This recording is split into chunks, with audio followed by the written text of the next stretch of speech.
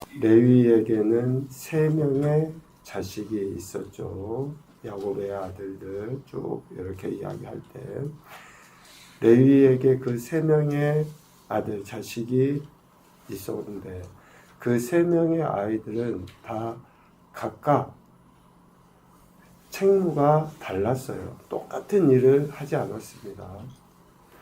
첫째 게르손은 장막이나 또 덮개, 휘장과 관련된 일을 했죠. 그리고 두 번째 고핫과 그의 자손은 성막 안에 비치되어져 있는 그런 기구들, 또 성막 안에 휘장과 관련된 일을 했어요. 그리고 셋째 무라리는 성막을 만드는 데 사용되는 널판이나 기둥과 관련된 일을 했습니다. 자식이 똑같이 있어도 그 각각의 직무, 책무가 다 다르다는 거죠. 우리 자녀들도 마찬가지고. 또 부모가 기대한다고 그것이 그 아이에게 똑같이 이루어지는 것도 아닙니다. 각각 하나님께서 부여하신 책무가 다르기 때문에 그렇다라는 거죠. 그런데 한 가지 공통점은 뭡니까? 레위의 자손들은 하나님을 섬기는 일을 했다라는 거예요. 아무리 직무가 달라도 그 일의 결국은 뭐예요? 하나님을 섬기는 일을 감당한 것이 바로 레위의 후손입니다. 그 레위의 후손, 즉 하나님을 섬기는 일을 감당하는 저들에게 있어서의 기업은 하나님이십니다. 우리 신명기 10장 8절 9절 말씀을 찾아서 읽어봅시다. 신명기 10장 8절 9절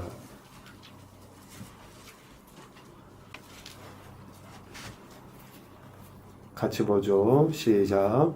그때에 여호와께서 레위 지파를 구별하여 여호와의 언약궤를 매게 하며 여호와 앞에 서서 그를 섬기며 또 여호와의 이름으로 축복하게 하셨으니 그 일은 오늘까지 이르느니라.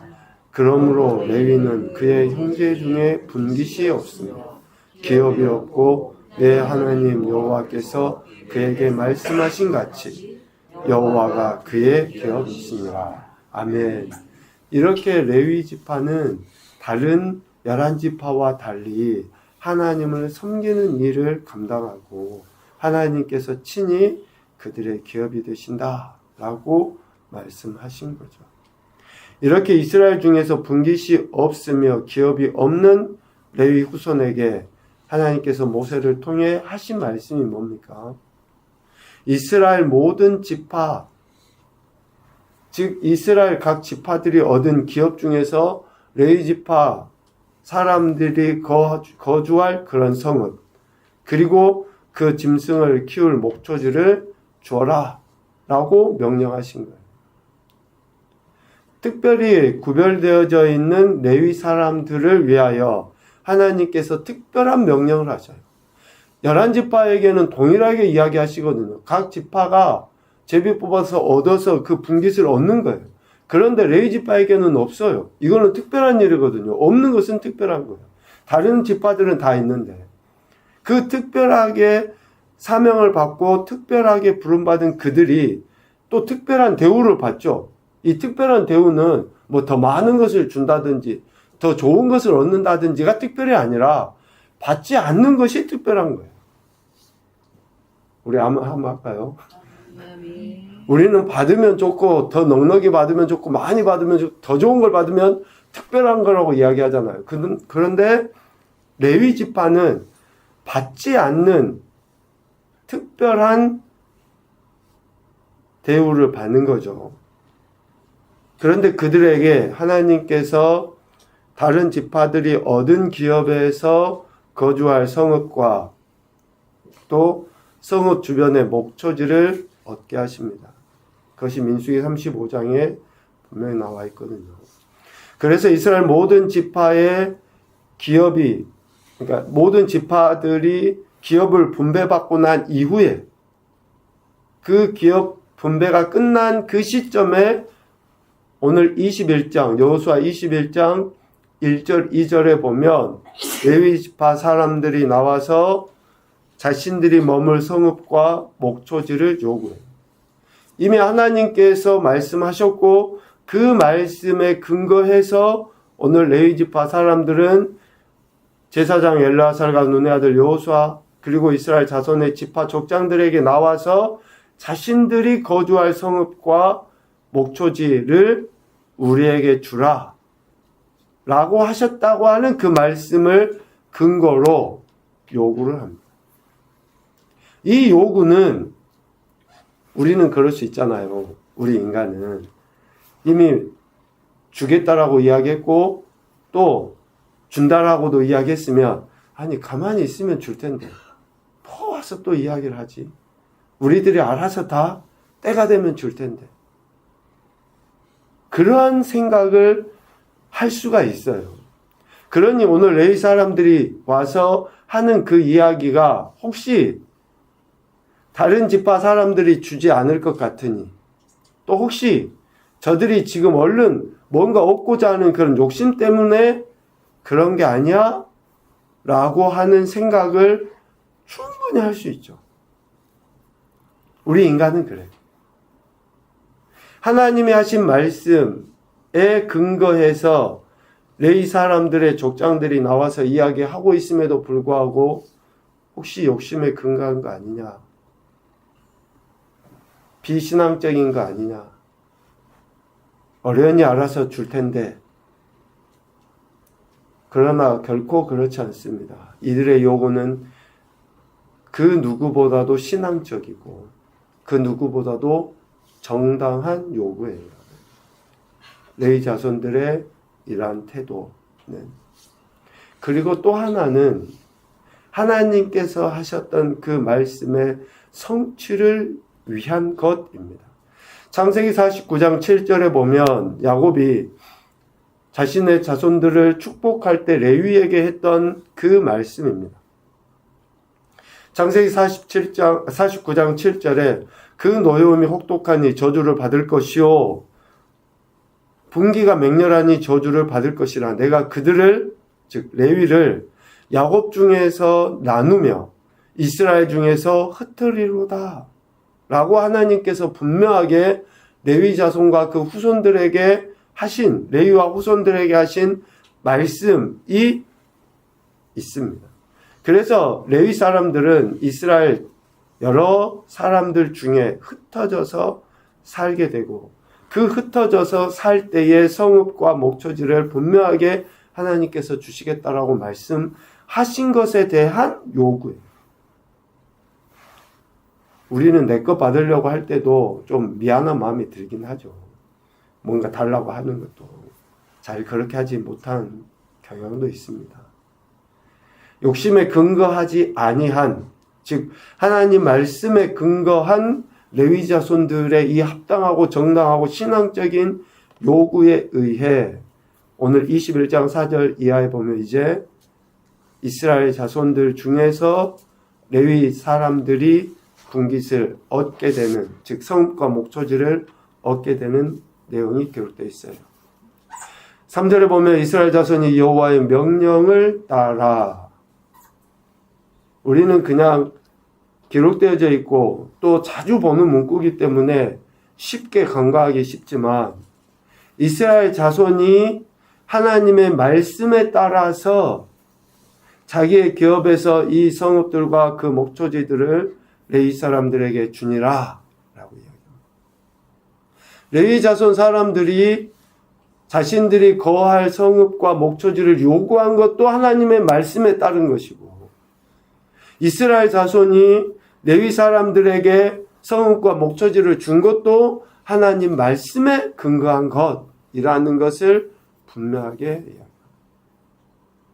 그래서 우리는 항상 하나님의 말씀이 기준이 되어질 때 상호 관계가 인간관계뿐만 아니라 우리가 맺고 있는 모든 자연과의 관계, 모든 환경적인 관계가 바르게 세워지고 건강하게 세워지는 것을 보게 됩니다.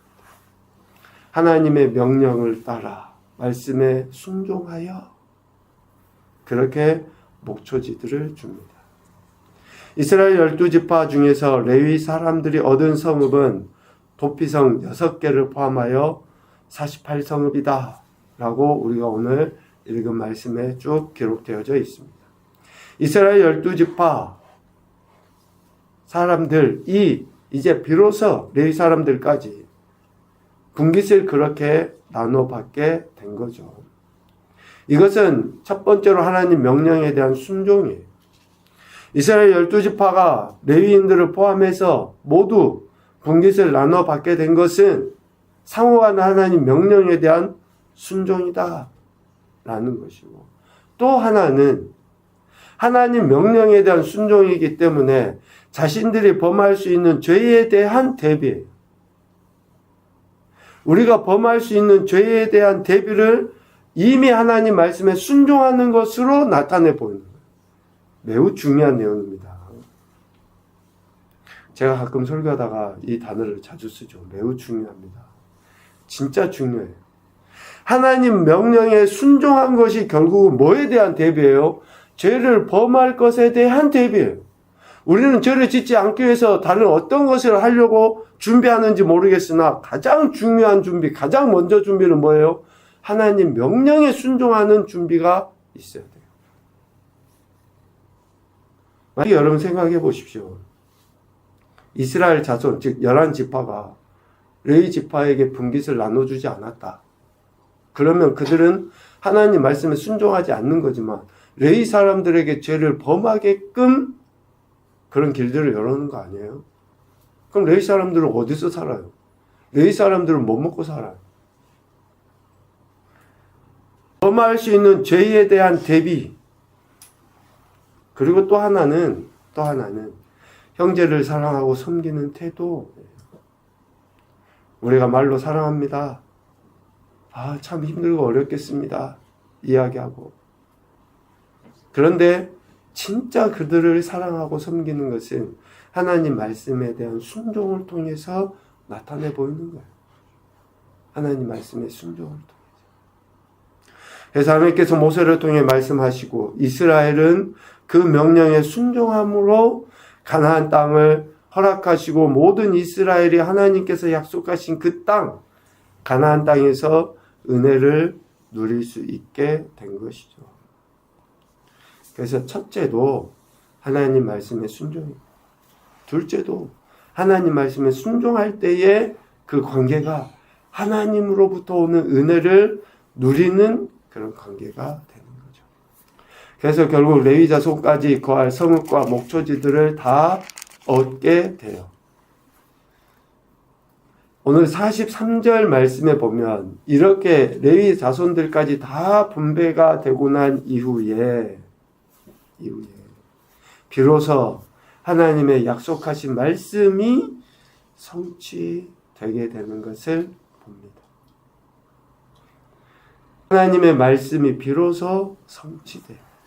일찍이 아브라함에게, 이삭에게, 야곱에게 말씀하셨잖아요. 그리고 이스라엘의 지도자로 세움받은 모세나 여호수아에게 끊임없이 하나님이 가나안 땅을 주실 것이라고 약속하셨어요.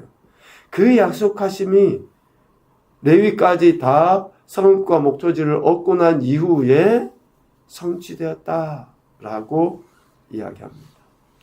그 약속하심의 성취는 뭘로 나타납니까? 44절. 안식으로 나타나요. 안식으로. 진정한 안식. 이스라엘이 정복한 가나안 땅, 그 가나안 족속들의 위협, 압박, 이것에서부터 이제 비로소 벗어나서 평화로운 상태. 아직 가나안 족속들이 중간중간에 다 남아있어요. 다 쫓아낸 것은 아닙니다. 멸절시킨 건 아니에요. 그럼에도 불구하고 가나안 족속들이 이스라엘 사람들에 대해서 어때요? 두려움을 가진 거예요, 이제. 두려움. 안 믿는 사람들이 믿는 사람을 언제 두려워합니까? 예수님 믿는 사람들을 예수님 안 믿는 사람들이 언제 존중하고 언제 그들을 이렇게 좀 두려워할까요? 언제? 예수님 믿는 우리가 하나님 말씀에 순종할 때 저들이, 안 믿는 사람들이 믿는 우리를 존중하고 존경하고 두려워해요. 우리는 뭔가 육적인 힘을 기르고 육적인 부나 명예나 뭔 권력을 가져야지만이, 예수님 믿어서 그러한 외적인 행태가 보여져야지만이 참 예수님 믿는 사람들라고 인정할 것 같지만, 우리가 하나님 말씀에 순종할 때, 예수님 믿는 저와 여러분이 하나님 말씀을 순종해서 그 말씀이 우리를 통해 성취될 때에 비로소 안식, 비로소 주변에 안 믿는 사람들이 믿는 우리를 존중하고 인정하고 경외해요. 오늘 그 이야기예요. 가나안 족속들이 아직까지 살아있어요. 그런데 어떻게 그 땅에 안식이 있습니까? 가나안 족속들이 허시탐탐 노리고 있어요. 반기를 들려고. 그런데 왜 그 땅이 안식하냐고. 저들이 하나님 말씀에 순종하니까 그런 거예요. 순종하니까. 여러분들이 어렸을 때부터 하나님 말씀에 순종할 때 사람들에게 무시당하지 않아요. 멸시당하지 않아요. 명예가 없고 물질이 없어도 무시당하지 않습니다. 하나님 말씀에 순종할 때 진짜 안식이 주어지게 되는 거예요. 평화로운 상태, 안식을 누리게 됩니다. 그리고 하나님은 하나님이 하신 그 말씀을 하나도 남김없이 다 이루시는 분이십니다. 여러분 믿으십시오. 가나안 땅을 정복하기까지 하루 이틀, 1, 2년, 20, 30년 지났습니까? 아니에요. 하나님의 아브라함을 부르시고 약속하신 그때로부터 수백 년이 지나도 어때요? 그 말씀이 반드시 성취된다라고 하는 것을 오늘 레이지파 사람들까지 그 분깃을 얻음으로 말미암아 온전히 성취됐다라고 하는 것을 이야기하십니다. 하나님의 약속하심은 반드시 이루어집니다. 더디게 이루어지는 것 같이 보인다 할지라도 왜 우리가 낭망, 낙담하지 말아야 하느냐?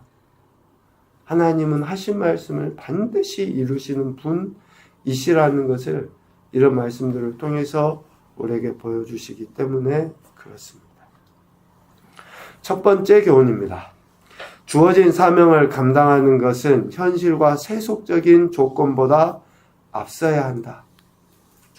우리 각자에게 주신 사명을 감당하는 것, 이것은 어쩌면 우리 현실, 또 조건, 눈에 보이죠? 안 보일 수가 없어요. 그러나 그것보다 앞서야 돼요. 그것보다 앞서야 돼요. 내 지금 상태, 상황, 중요치 않습니다.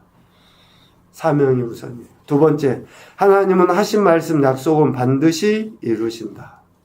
세 번째, 순종을 통해 하나님의 약속이 이루어진 곳에는 안식과 완전한 말씀의 성취가 있다. 순종을 통해 하나님의 약속이 이루어진 그곳에 안식이 있습니다. 여러분, 위로받고 또 평안한 안식을 얻어 누리기 원한다 그러면 말씀에 순종하셔야 돼요. 하나님 말씀에 순종하시면 마음에서부터 육체까지 진정한 안식을 얻어 누릴 수 있게 됩니다. 2월 한 달도 우리가 이 말씀을 기억하고 하나님 말씀을 순종하는 것을 통해 우리의 영혼육의 모든 삶이 진정한 안식을 누리며 하나님께 더 큰 영광 올려드릴 수 있는 그런 우리 모든 인생이 되시기를 주님의 이름으로 축복합니다. 아멘.